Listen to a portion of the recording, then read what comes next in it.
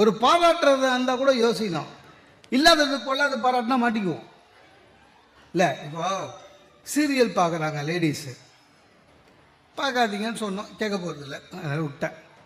ஏன்னா நம்ம வீட்டிலே கேட்கல, என்ன பாரு சீரியல் தான்.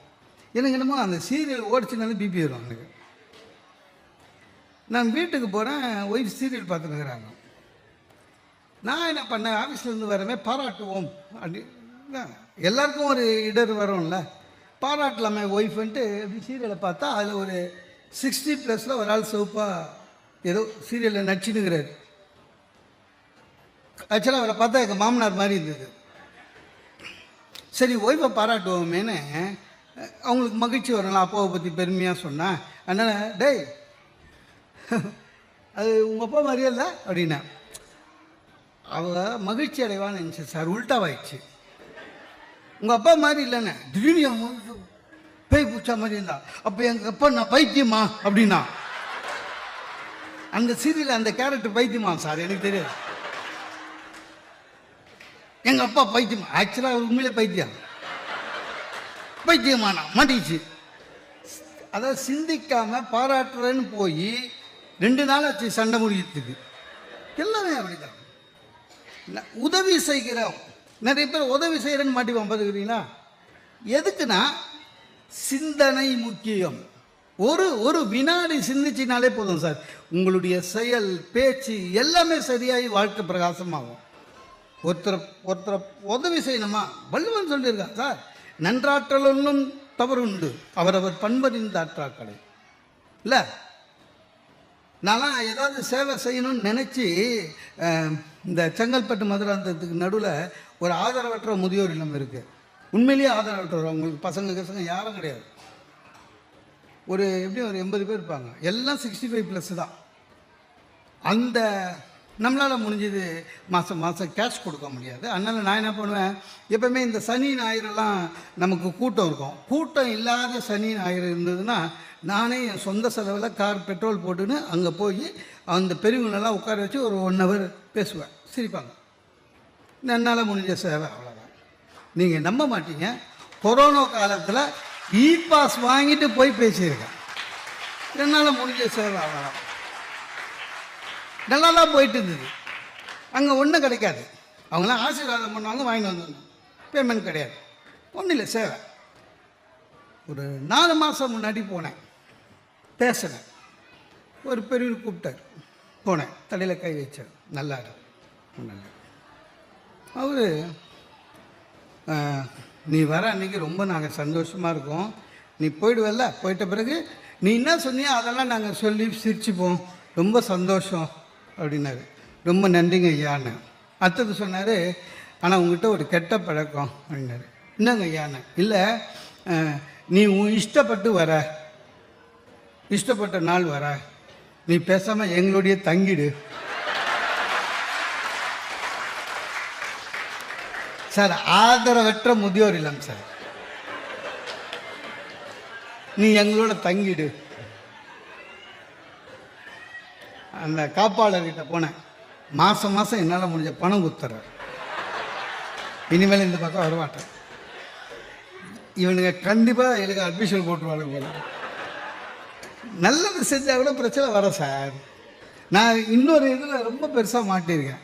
இந்த ஸ்கூட்டரில் மெட்ராஸில் எத்ராஜ் காலேஜ் தெரியும்ல, அது மவுண்ட் ரோட்லேருந்து லெஃப்ட் எடுத்து எத்ராஜ் வழியாக போகிறேன், எக்மோர் போகணும். அப்போ பார்த்தா ஒரு பொண்ணு காலேஜ் கேர்ள், என் கண்ணு எதிர்க்க ஒருத்தன் பைக்கில் அந்த ஹேண்ட்பேக்கை பிடின்னு போகிறான், பைக்கில் போயிட்டான். நான் போகிறோம், அங்கிள் என்னம்மா, பேக்கை பிடின்னு போயிட்டான் அங்கிள். ரொம்ப பாவமாக இருந்தது. Second year படிக்குதான்.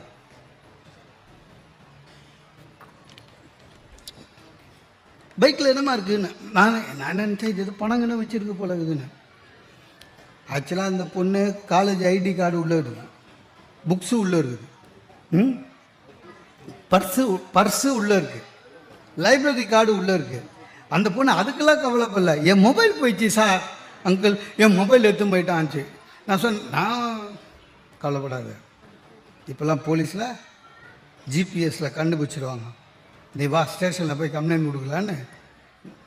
நல்லது செய்கிறேன்னு ஸ்டேஷனுக்கு போனேன். என் கெட்ட நேரம் அந்த இன்ஸ்பெக்டருக்கு என்ன தெரியல. இந்த பொண்ணு போச்சு, சார் என்ன இந்த அம்மா காலேஜ் படிக்கிறாங்க, ஒரு பையன் பைக்கில் பையன் தூக்கின்னு போயிட்டான் அப்படின்னு நான் சொல்கிறேன். இன்ஸ்பெக்டர் என்னை பார்த்து சொல்லுமா அப்படின்னாரு. அதான் அங்கிள். இது திருப்பி என்கிட்ட பார்த்து எங்கடா உன் கூட வந்தவன் அப்படின்னாரு. கூட வந்தவனா? அந்த பொண்ணு சொல்லுது, நோ சார், இது எல்லாம் கூட்டுக்கலவானிங்க. 2 பயப்பில் வருவான், ஒருத்தன் பையன் தூக்குவான், இன்னொருத்தன் கூடவே இருந்து அங்கே என்ன நடக்குதுன்னு பார்த்துட்டு அவனுக்கு இன்ஃபர்மேஷன் கொடுப்பான், அப்புறம் போய் பிரிச்சுப்பானுங்கண்ணா. சார் அவ்வளோ நேரம் பேக்கெட்டில் ஸ்டைலாக கை விட்டுருந்தான் சார், அவர் இதை சொன்னவனு கை வெட்டிட்டேன். அரை ஆச்சு சார். வேலையை பார்த்து நான் எக்மோருக்கு போயிருக்கலாம். ஆனால் இன்ஸ்பெக்டர் இன்னொன்று கேட்டார் என்ன, அதுக்கு என்னால் பதில் சொல்ல முடியல. நீ இவ்வளோ பேசுறிய, என்னமோ பெரு சேவை செய்கிறேன்னு, இதே ஒரு கேள்வி பைய தூக்கின்மை தான் வந்துருப்பேயா. எனக்கே சந்தேகம் வந்துச்சு, அவன் உண்மையில போயிருப்பாங்க. கட்சியில் அந்த பொண்ணு ரெக்கமெண்டேஷனில் வெளில வந்தேன். சிந்தனை செய்யணும் சார், எதுவாக இருந்தாலும் சரி. நீங்கள் யார்கிட்டயாவது பேசும்போதே மைண்டில் ரெடி பண்ணி பேசுனீங்க வச்சுக்கலாம், ஈஸியாக தப்பிச்சிடலாம் எந்த பிரச்சனையாக இருந்தாலும் சரி, இன்க்ளூடிங் ஹஸ்பண்ட். இந்த கேள்விக்கு இவர் இப்படி தான் பதில் சொல்லுவார் வீட்டுக்காரு, தெரிஞ்சுன்னு கேள்வி கேட்கலாம். இல்லை இந்த கேள்வி வரும்போது இதை சொன்னால் சரியாயிடும், எனக்கு தெரியும், நம்ம அந்த மாதிரி பண்ணியிருக்கோம் சார். இந்த நம்ம மோடி அரசாங்கம் வர்றதுக்கு முன்னால் காங்கிரஸ் இருந்ததில்லை, அப்போ கடைசியாக கிருஷ்ணா தீரத்துன்னு ஒரு மந்திரி இருந்தார், அவர் மகளிர் நல வாரியம். அவர் என்ன பண்ணாருங்க, கடைசி 6 மாதத்தில் ஒரு நாள் சென்னைக்கு வரும்போது சொன்னார் நிருபர்கள்கிட்ட, நாங்கள் மீண்டும் ஆட்சிக்கு வந்தால் ஹவுஸ் ஒய்ஃப், ஹோம் மேக்கர், வேலைக்கு போகாமல் வீடை பார்த்துட்டு கொஞ்சம் அமைதியாக இருக்காங்கல்ல அவங்களுக்கு ஹஸ்பண்டுங்கெல்லாம் சம்பளம் கொடுக்கணும், சட்டம் எடுத்து கொண்டு வரப்படும் அப்படின்னு சொல்லிட்டு அவர் டெல்லி போயிட்டார். பேப்பரில் போட்டான். நான் அடுத்த நாள் படித்தேன், தூக்கி போட்டேன். என் ஒய்ஃபும் படிச்சிருக்கான். ஒய்ஃபும் படிச்சுட்டு நான் ஷூ போடுற நேரத்தில், எங்கள் பேப்பர் படிச்சிங்க, நான் படித்தேன், இந்த மாதிரி ஹவுஸ் ஒய்ஃபாக இருக்காங்கல்ல, அவங்களுக்கெல்லாம் ஹஸ்பண்ட் சம்பளம் தரணுமாமே. பிரச்சனை ஆரம்பம். யோசித்தேன், நீ சொல்லுமா. சரி நான் சொன்னேன், அதெல்லாம் சொல்லுவாங்க, சட்டம்லாம் வராது. வந்ததுன்னா அவன் சொன்னாங்க, கொடுக்காத ஹஸ்பண்டை அரெஸ்ட் பண்ணுவாங்களாமேன்னு. சார் அந்த நியூஸ் நானும் படித்தா அந்த வரியே இல்லை. இவளே சொல்கிறான் அந்த வரியே இல்லை, நான் தான் படித்தேன். கொடுக்காத ஹஸ்பண்ட் அரெஸ்ட் பண்ணுவாங்களாமேனா. அப்புறம் பார்த்தேன், இது சரியாக வராது, இதுக்கு ஒரு ஃபுல் ஸ்டாப் வைக்கணும். அதான் சிந்தனை, நம்மளால முடிஞ்ச அளவுக்கு. சார் நம்ம என்ன 7 அண்டங்கள் எப்படி இருக்கிறது, இன்னும் 20 வருடத்தில் எப்படி உலகம் மாற்ற போகிறது, நாகரிகத்தின் மாற்றம் என்ன, பண்பாட்டின் மாற்றம் என்ன, இதெல்லாம் எதுக்கு சார்? குடும்பத்தை ஒழுங்காக நடத்துவோம், நம்ம குடும்பம் ஒழுங்காக இருந்தாலே அதுவே போதும், உலக கவலை அப்புறம். நான் என்ன பண்ணேன், சரி இது இப்படியே சரி வராது, சொல்லுமா. இல்லைங்க சட்டம்னு வந்தால், நான் சொன்னேன் சட்டம்னு வந்தால் குத்தணும். இல்லை அதுக்கு இல்லைங்க, சம்பளம்னு கொடுத்தீங்கன்னா பிஎஃப்லாம் பிடிப்பீங்களா அப்படின்னு. எனக்கு என்ன பயானா, பட்டிமன்றம் பேசிட்டு லேட்டாக போனால் சாம்பாரில் சூடு வச்சு போடுறான், அதுக்கெல்லாம் ஓவர் டைம் எடுத்துவாளோன்னு பயமாக இருந்தது. அப்புறம் சொன்னேன் எல்லாம் உண்டு, லீவுங்க எல்லாம் போனஸே உண்டு. ஆனால் ஒன்று, சம்பளம்னு வாங்கிட்டீங்கன்னா நீ ஸ்டாஃபு இல்லை, இதுவரையும் நீ சமைக்கிறத நான் தர்மத்துக்கு சாப்பிட்டுக்கிறேன். சம்பளம் கொடுத்த பிறகு சமையல் நல்லா இல்லைன்னா சஸ்பெண்ட் பண்ணுவேன், என்கொயரி வச்சு டிஸ்மிஸ் பண்ணி புது அப்பாயின்மெண்ட் போட்டுருவேன், பரவாயில்லையான்னு.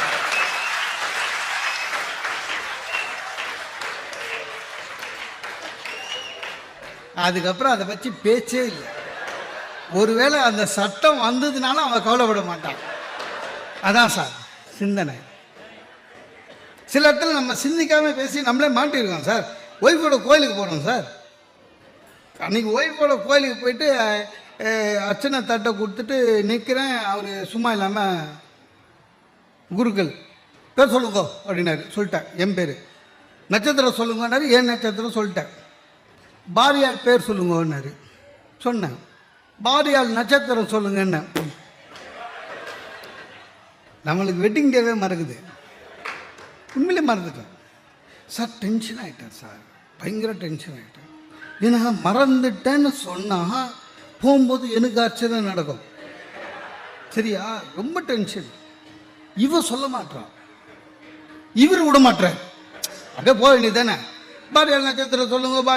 அப்போ தான் சார் நினச்சேன், ஏன் நான் பார்த்துக்கிறேன் சார். நிறைய ஆம்பளை கோயிலுக்கு வந்தானா சாமி பேரில் அர்ச்சனைமா.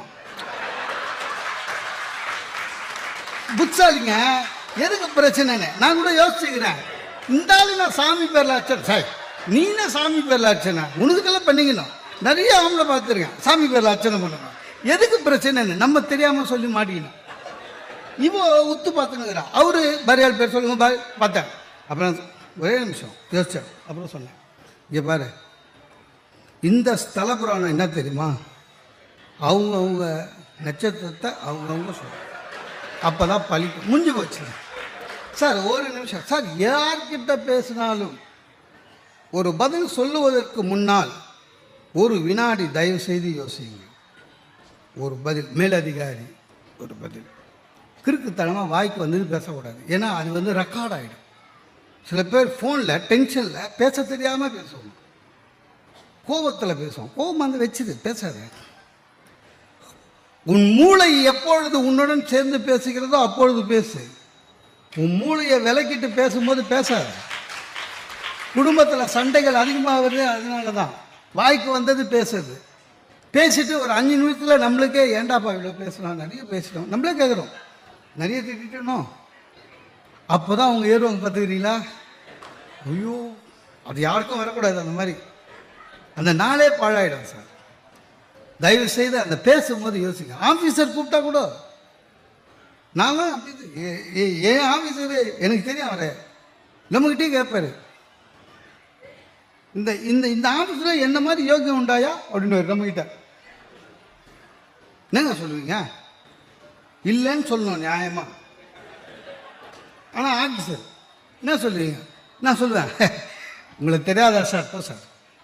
அதாவது எல்லாம் தெரியும், போ. யோசிச்சு பேசு சார். அதே மாதிரி அதிகாரி ஃபோன் பண்ணி ஆர் யூ பிஸி நவ் அப்படின்னா தயவு செஞ்சு முதல்ல எஸ்ன்னு சொல்லிடுங்க. அதுக்கப்புறம் யோசிச்சுக்கலாம். நம்ம நிறைய பேர் நாகரிக முறையில் இன்னொன்று இட்ஸ் ஓகே சொல்லுங்கள் சார். அதுவும் அடுத்த கிரேட் இல்லை சார், ரொம்ப பெரிய கிரேட்லேருந்து ஃபோன் வந்து நானும் மாட்டி அவசரப்பட்டது. என் சிஇஓ ஒரு நாள் லைனில் வந்தார். முன்சுந்தரம் ஆர் யூ பிஸினா? நான் சிஇஓவே லைனில் வந்துட்டார்னு குஷியாகி, no sir no sir tell me sir come to my room என்னாரு. போனேன், வச்சா ஆப்பு. நம்ம கார்பரேட்டு ஆஃபீஸில் டெல்லியிலேருந்து ஒரு 10 ஃபேமிலி வராங்க. எல்லாம் நம்ம போர்ட் ஆஃப் டைரக்டர்ஸு. அவங்க ராமேஸ்வரம் போகணுமா, ஆஃபீஸில் விசாரிச்சிருக்கேன். நம்மளுக்கு பிடிக்காதவன் நிறைய பேர் போனால் அவன் சொல்லிக்கிறான், கோயில் போகலான்னா மோகன சுந்தரம் தான். ஏதோ நான் நாயன்மார்கள் ஒரு மாதிரியும் ஊர் ஊராக போய் பதிகம் பண்ணவனாட்டம் எல்லா கோயிலும் இவருக்கு தான் தெரியும், நமக்கு ஒன்றும் தெரியாது. நம்ம பேசுறதுக்கு போகிறது தான் எல்லா ஸ்டேஷனும் தெரியும்னு என்னை மாட்டி விட்டானுங்க. அன்றைக்கு ரொம்ப அவசரம் சார். ஒன்றும் இல்லை சார், பிஸி இல்லைன்னு சொன்ன ஒரு வார்த்தை 20 பேரை என் தலையில் கட்டிட்டான். 20 பேருக்கும் இங்கிலீஷ் வராது. அவங்களுக்கு எவ்வளோ இங்கிலீஷ் பேசுவாங்களோ அதை விட கம்மியாக நான் ஹிந்தி பேசுவேன். எனக்கு ஹிந்தி வராது.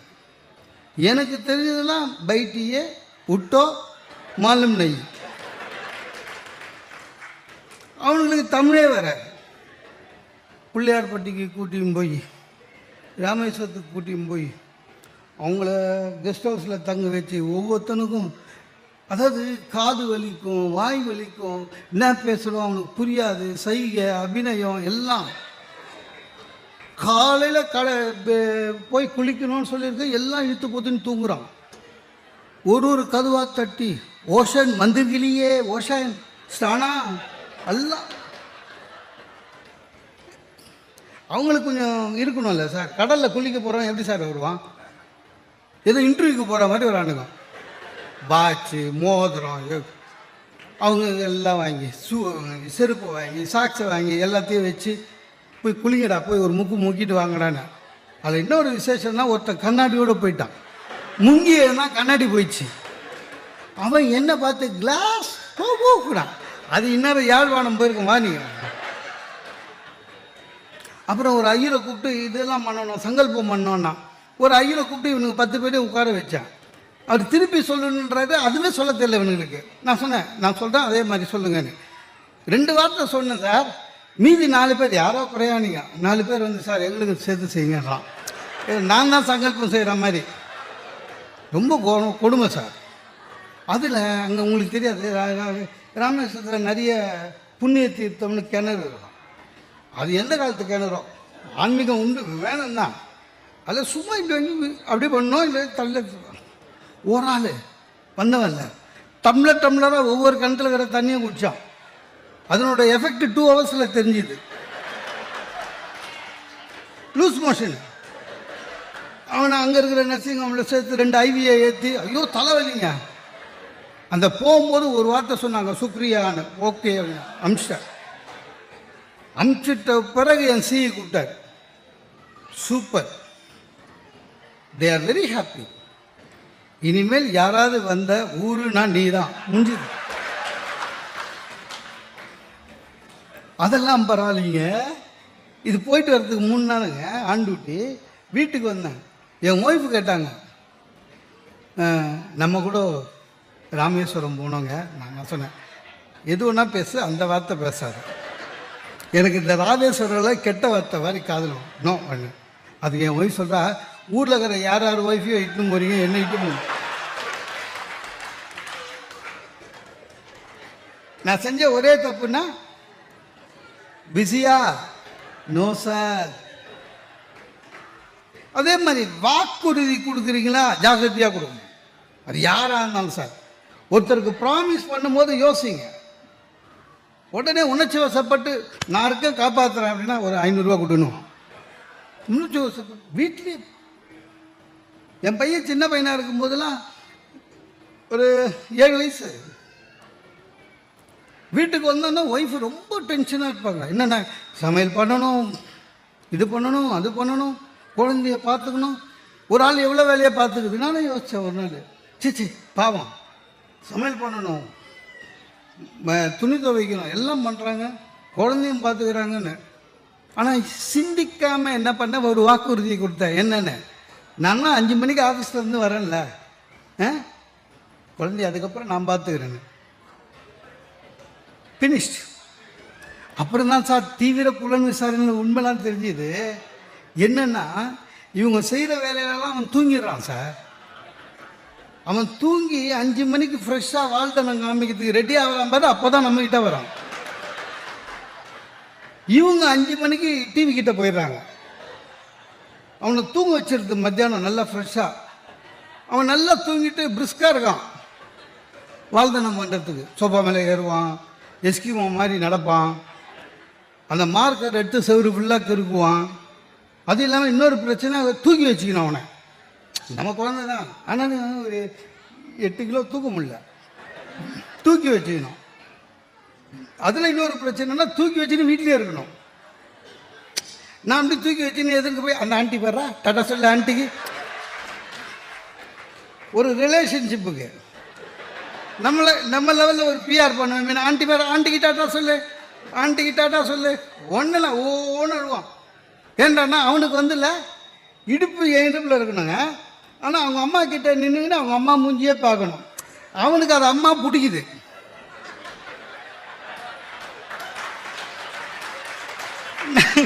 நமக்கு 8 கிலோ கையில் வச்சுட்டு எரிச்சல் ஆகிட்டு அதை மூஞ்சி பார்க்க. எப்போ பாரு குழந்தை தூக்கிங்க, வேடிக்கை காட்டுங்க, குழந்தை தூக்கிங்க, என்னங்க வேடிக்கை காமிக்குது? அந்த 900 ஸ்கொயர் ஃபீட்டில் வேடிக்கை காட்டுங்க. என்னதான் வேடிக்கை காமிக்குது? டாக்டர் வீட்டுக்கு போனால் கூடங்க டோக்கன் கொடுத்து உட்கார வைப்பாங்கல்ல, குழந்தை கையில் கொடுத்துருப்பான். குழந்தைக்கு வேடிக்கை காமிங்க. ஏங்க டாக்டர் வீட்டில் என்னங்க வேடிக்கை காமிக்குது? அப்படியே கூட்டி போய் நர்ஸை காமிச்சேன். நர்சிபாரான அவன் அதை பார்த்தோன்னா அழுகுறான். அவனுக்கு தெரியும் அந்த அம்மா ஊசி குத்தோன்னு, ஏற்கனவே குத்தி இருக்குது. ஒரு கல்யாண வீட்டுக்கு போகுங்க, கல்யாண வீட்டுக்கு போகும்போது என்ன பண்ணுவோம், போகும்போது நல்லா ஏங்க டிஃபன் சாப்பிட்ருக்கோம் முதல்ல, பொங்க சரி நம்ம மேலே அன்பாக சொல்கிறாளாக்கோன்னு போய் சாப்பிட்டு வந்துட்டா சார், சாப்பிட்டீங்களா அது குழந்த கொடுத்துட்டு அவள் ஜோதியில் ஆக்கி போயிடுவான். அதுக்கப்புறம் லஞ்சு வரையும் காணவே இல்லை. இந்த ஸ்னகின்னு ஒன்று இருக்குதுல்ல, அதை மாட்டி விட்டால் முடிஞ்சு போச்சு அவங்க வேலை. நம்ம எல்லாத்தையும் தூக்கி அலையணும். நான் நம்ப மாட்டீங்க, அந்த கல்யாண வீட்டு வாசலில் வாட்ச்மேன் இருப்பார்ல, அவருக்கு ஒரு சேர் போட்டுருப்பாங்களா, அந்த சேரில் உட்காந்துப்பேன். வாழைத்தண்டு அந்த இதெல்லாம். ஒரு கேள்வி வந்து இது யார் இருந்துச்சு, பையன் அழகாக இருக்கான் அப்படின்னு சொல்லிட்டு சொல்லுது, அம்மா மாதிரியே அப்படின்ட்டு போகுது. அதான் ஆளாளுக்கு கிண்டல் பண்ணுறது. ஒன்றும் வாக்குறுதி கொடுத்தா அது தெளிவாக இருக்கணும். நீங்கள் கொடுத்தது உணர்ச்சி வசப்பட்டு கொடுத்தா மாட்டினீங்க. அறிவுபூர்வமாக எந்த வாக்குறுதியும் கொடுங்க, நீங்கள் வாழ்க்கையில் ஜெயிச்சிருவீங்க. அதான் உண்மை சார். குடும்பமே உணர்ச்சி பூர்வமாக நடத்தக்கூடாது சார். வேதாத்திரி மகரிஷி சொல்கிறாரு, குடும்பம் நீ நடத்த வேண்டும் என்றால் அது உணர்ச்சி பூர்வமாக நடத்தாதே, அறிவுபூர்வமாக நடத்து, அப்பொழுதுதான் வாழ்க்கை வழங்கும். குழந்தைங்களுக்கு கற்றுக் கொடுக்கறது கூட நம்ம உணர்ச்சி. இப்போ பாருங்களேன், நிறைய வீட்டில் குழந்தைங்கள சாப்பிட வைக்கிறது, கதை சொல்கிறதுலாம் கிடையாது, மொபைலில் கொடுக்குறோம் சார். மிக்கி மவுஸ் பார்க்குறான் பையன், தப்பாக நினச்சிக்காதீங்க. வளர்கிற குழந்தைகளுடைய மூளை எப்படின்னா, எதை அடிக்கடி பார்க்குறாங்களோ முகம் அதுபோல் மாறும். இது ஆய்வு சொல்லுது. நீங்கள் மிக்கி மவுஸே பார்த்துருந்தா வச்சுக்கலாம், வளர்ந்தானா எலி மூஞ்சா இருப்பான். கதை சொல்லுங்கள் தயவு செஞ்சு, நிலாவை காமிங்க. சரி, நம்மளே நிலா பார்த்து நாளாச்சு. எத்தனை பேர் சார் சூரியனை பார்த்துருக்கோம் கடைசியாக நிமிந்து? எத்தனை பேர் நிலாவை பார்த்துருக்கோம் நிமிந்து? எப்பவும் டென்ஷனாக சுற்றுறோம். சிந்திக்கணும், எதுவாக இருந்தாலும் சிந்திக்கணும். குழந்தைக்கு சொல்லிக் கொடுக்கறது சிந்திக்கணும். அவசரப்பட்டு குழந்தைகிட்ட பேசக்கூடாது. குழந்தை பேச சார், ஒரு குழந்தை கெட்ட வார்த்தை பேசுது சொல்லாதீங்க. அந்த மாதிரி குழந்தை தானாக கெட்ட வார்த்தை பேசலை, அது கேட்ட வார்த்தையை தான் பேசுகிறது. நீ வீட்டில் கெட்ட வார்த்தை பேசுனா பேசும். குழந்தைகிட்ட சொல்லிக் கொடுங்க. தீபாவளிக்கு அப்பா பட்டாசு வாங்குறாருங்க, வாங்கின பட்டாசு எப்பவுமே எல்லா அப்பாவும் இன்க்ளூடிங் மீ என்ன பண்ணுவோம், தீபாவளிக்கு பையன் கேட்குறான்னு நிறைய வாங்கிடுவோம். ஆனால் எல்லாத்தையும் வெடிக்க அலோவ் பண்ண மாட்டோம் இல்லை. பாதி 8 வயல் எதுக்கு, கார்த்திகை தீபம். அந்த கார்த்திகை தீபம் என்னென்னா அந்த பையனுக்கு சொல்லி தர மாட்டோம் இல்லை. பாதி 8 வை, இன்னொரு வாட்டி இன்னொரு பண்டிகை வரும், ஃபெஸ்டிவல் வரும், பூஜை வரும். அப்போ அவன் நைட்டை எப்போ தீபாவளி முடிஞ்சு அதே தான் பார்த்துருப்பான். அவங்ககிட்ட சொல்லணும், ஃபெஸ்டிவலுக்கும் பூஜைக்கும் இருக்கிற வித்தியாசத்தை குழந்தைக்கு சொல்லிக் கொடுக்கணும். ஒன்று மகிழ்ச்சியாக கொண்டாடுவது, ஒன்று பக்தியாக கொண்டாடுவது இல்லை. அதெல்லாம் சொல்லணும், யாரும் சொல்கிறதில்லை. அன்னைக்கு தீபாவளி முடிஞ்சு அமாவாசை, மலை அமாவாசை, பையனுக்கு இன்னைக்கு ஏதோ வீட்டில் விசேஷம்னு தெரிஞ்சு போச்சு. அப்பா கிட்ட போய் கேட்டான், அப்பா பட்டாஸ் இன்னைக்கு வெடிக்கூடாது, நீ தானே சொன்ன பூஜை அன்னைக்கு வெடிக்கலாங்க. ஏன்னா அவனுக்கு சொல்லித்தரல வெடிக்கக்கூடாது. அப்போ எப்போ தான் வெடிக்கிறது அப்படின்னா, நம்ம தான் உணர்ச்சி வசப்பட்டு பேசுவோமே, நான் செத்தா வெடி போ அப்படின்னா. பையன் சொல்கிறான், அதுக்குள்ளே நம் திருமேன்றான். அவன் கவலை அதுதான், அதுக்குள்ளே நம் திருமேன்றான். இப்போ தான் தெரியுது ஏன் சில பேர் செத்தா பசங்க சாவுக்கு பின்னால் பட்டாசு வெடிக்கிறாங்கன்னு. அவங்க அப்பா சொல்கிறத நிறைவேற்றினுங்கிறாங்கன்னு அர்த்தம். சார் எதையுமே சொல்லிக் கொடுக்கணும் சார். வீட்டில் பொய் சொல்கிறது நிறுத்தணும். முதல்ல உணர்ச்சி வசப்பட்டு பொய் சொல்கிறது மாட்டிப்போம். இந்த ஆண்களுக்கெல்லாம் மனைவி கிட்ட பொய்யை கொஞ்சம் குறைச்சிடலாம், உண்மையை சொல்லிடலாம். அதை விட ஒரு நல்ல நட்பு கிடைக்காது. உண்மையே பேசிட்டு இருந்தீங்கன்னா மனைவி கிட்ட, அதை விட ஒரு சிறந்த நட்பு உலகத்தில் கிடைக்காது. பொய் சொல்லி சார் நம்மளாம் எவ்வளோ படித்தவன், MBA படிச்சிருக்கோம், இவ்வளோ எக்ஸ்பீரியன்ஸ் இருக்குது. நமக்கு இருக்கிற மேலதிகாரி எவ்வளோ படித்தவன், நம்மளோட எக்ஸ்பீரியன்ஸ் அதிகம், நம்மளோட படிப்பு அதிகம். ஆனால் நம்ம சொல்கிற பொய்யை அவன் நம்புகிறான் சார். இல்லை, எத்தனை பேருக்கு டிகிரி கொடுத்துருக்கோம். வீட்டிலங்க நம்மளோட கம்மியாக படிச்சிருக்காங்க, ஆஃபீஸ் எக்ஸ்பீரியன்ஸே கிடையாது, ஹவுஸ் ஒய்ஃப். ஆனால் அவங்க கண்டுபிடிப்பாங்க பாருங்க, மாட்டிப்போம். போய் சொல்லவே முடியாதுங்க, மூஞ்சி பார்ப்பாங்க, க்ளீனாக கண்டுபிடிப்பாங்க. இப்போ நம்ம ஆளுக்கு இந்த ஆண்களோட பிரச்சனைன்னா சரியாக பேச வராது. சாதாரணமாகவே பெண்கள் சாதாரணமாகவே நல்லா பேசுவாங்க. இந்த சண்டைன்னு வந்துச்சுன்னா நம்மளுக்கு பேச்சே வராது. பார்த்துக்கிறீங்களா, குடும்பத்திலே சண்டை வந்ததுன்னா சண்டை ஆரம்பத்திலே கேட்பான், நீ லாஸ்ட்டாக என்னதான் சொல்கிற அப்படின்னா, டேய் இன்னும் சண்டையே ஆரம்பிக்கலடா, லாஸ்ட்டாக என்ன சொல்கிறேன்னா, ஏன்னா அவனுக்கு முடியணும். ஆனால் லேடிஸ் அப்படி இல்லை, அவங்க சாதாரணமாக நல்லா பேசுவாங்க. சண்டைன்னு வச்சுங்க, கீப்பு கீமு எல்லாம் வரும். அன்றைக்கி நீங்கள் திட்டினீங்களே என்ன ஸ்கூட்டர் எடுக்கும்போது, நமக்கு பயமாக இருக்கும். டெய்லி தான் திட்டுறோம், மைண்டு வயசு என்னைக்கு கேட்டுதுன்னு. ஒருத்தன் சார் சாதாரணமாக ஞாயிற்றுக்கிழமை 10 மணி வரையும் தூங்குறவன், அன்றைக்கி திடீர்னு பார்த்தீங்கன்னா காலையில் 7 மணிக்கு எழுந்து ஷேவ் பண்ணுறான். ஞாயிற்றுக்கிழமை ஷேவ் பண்ணுறான் அப்படின்றான், ட்ரிம் பண்ணுறான், இன் பண்ணான், ஃபஸ்ட் கிளாஸாக ஷூ பாலிஷ் போடுறான். இவளுக்கு சந்தேகம் வந்துடுச்சு. ஏன்னா ஞாயிற்றுக்கிழமையில சாதாரணமாக 11 மணி வரையும் லுங்கியோட தூங்குறவன் ஒன்றுமே சொல்லாமல் கிளம்புறான். இந்த அம்மா என்ன பண்ணிச்சு, எங்கங்க என்னையா கேட்ட?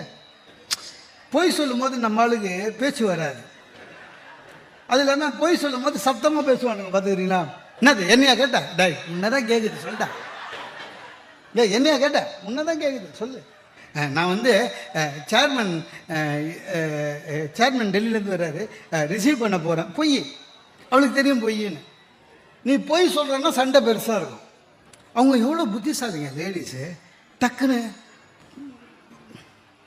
எம்டி வர்றாரா? சரி சரி சேர்மனா சரி. அந்த மாதிரி நான் பண்ணிடுச்சு. விளையாட்டு இந்த பையனை கூப்பிட்டுது, டே இங்கே வா அப்படின்ச்சு. பிளேன் கிட்ட இருந்து பார்க்கணும், நீ அப்பா ஏர்போர்ட்டு போகிறாரு கூட போனுச்சு. அப்போ நீ என்ன நம்ப? அப்போ நம்ப டே நம்மள தான் அனுப்புது. உண்மையை சொல்லு. எதுவாக இருந்தாலும் சரி நீங்கள் உணர்ச்சி வசப்பட்டு பேச ஆரம்பிக்கும் பொழுதே வாழ்க்கை தோல்வியில் ஆரம்பிக்கும்.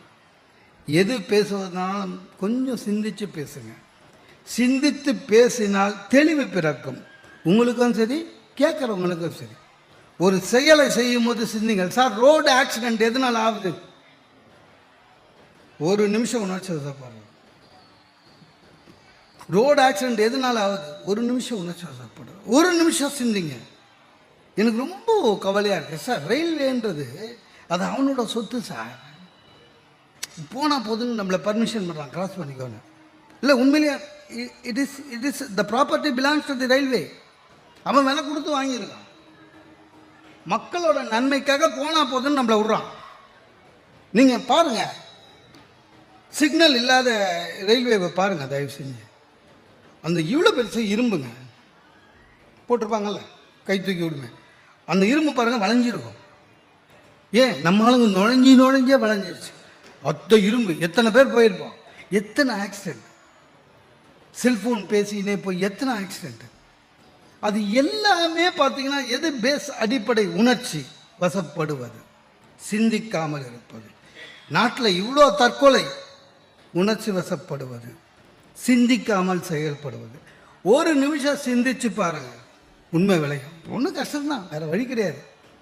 இல்லை சிந்திச்சோம்னா யார் வீட்டு முன்னாலேயோ நம்ம பைக்கை விடுவோமா சார்? இல்லை, யார் வீட்டு முன்னாடியோ அவன் பயந்து போய் போர்டு வச்சுக்கிறான், கேட்டின் முன் வண்டியை நிறுத்தாதீர்கள்.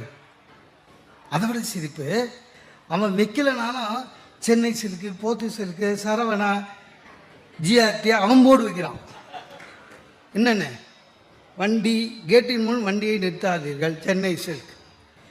அன்றைக்கி என் வீட்டில் அது மாதிரி நிறைய வச்சுங்க. என் பேரை எடுத்துட்டானுங்க, இவனும் அவன் பேர் வச்சுட்டு போயிட்டான். இல்லை உண்மை. ஆக எல்லா செயல்களையும் உணர்ச்சி வசப்பட்டு செய்கிறோம், அதனால் வாழ்வில் கஷ்டப்படுகிறோம். எது செய்வதாக இருந்தாலும் சரி, எதை நீங்கள் பேசுவதனாலும் சரி ஒரு வினாடி சிந்தியுங்கள். சிந்தனை செய்கின்ற மனவு வாழ்க்கையில் மேன்மை அடையும் என்று கூறி வாய்ப்புக்கு நன்றி பாராட்டி விடுகிறேன்.